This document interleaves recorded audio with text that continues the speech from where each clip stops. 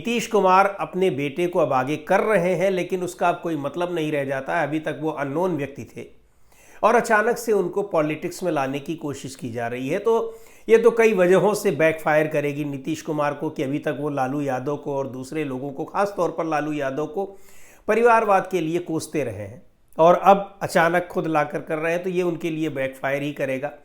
और दूसरी ओर उनको न कोई जान रहा है उनके बेटे को, न ही उनकी अपनी पार्टी में कोई पहचान है, पकड़ है, न ही इससे पहले कोई मौजूदगी रही, तो उनको कोई स्वीकार कर लेगा ये इतना आसान नहीं है। और पार्टी भी अब उस मजबूत स्थिति में तो है नहीं। विधानसभा चुनाव से पहले ही भारतीय जनता पार्टी उसको और भी जिस तरह से कमज़ोर करती चली जा रही है। एक तरफ सरकार की छवि खराब हो रही है, उसमें नीतीश कुमार नप रहे हैं। दूसरी ओर खुद नीतीश कुमार की जो छवि खराब हो रही है, चाहे वो नीतीश कुमार के मानसिक स्वास्थ्य की बात हो या और भी वजहों से हो, उन सारी चीज़ों से वो नुकसान होता दिखाई पड़ रहा है और भारतीय जनता पार्टी को इसमें फ़ायदा दिखाई पड़ रहा है।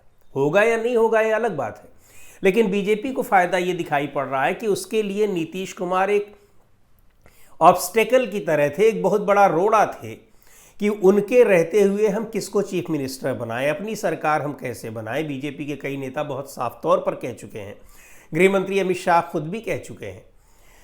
लेकिन नीतीश, चूंकि बीजेपी के पास भी कोई अपने पूर्ण बहुमत तो है नहीं कि वो बना लेंगे और बहुमत से सीटें भी काफ़ी कम हैं, तो उसमें नीतीश कुमार के सहयोग के बिना न तो वो चुनाव लड़ पाते हैं और न ही सरकार बना पाते हैं। तो मजबूरी है कि वो कम सीटों के बावजूद नीतीश कुमार को मुख्यमंत्री बनाए रहे, क्योंकि नीतीश कुमार जैसा फेस उनके पास नहीं है फिलहाल।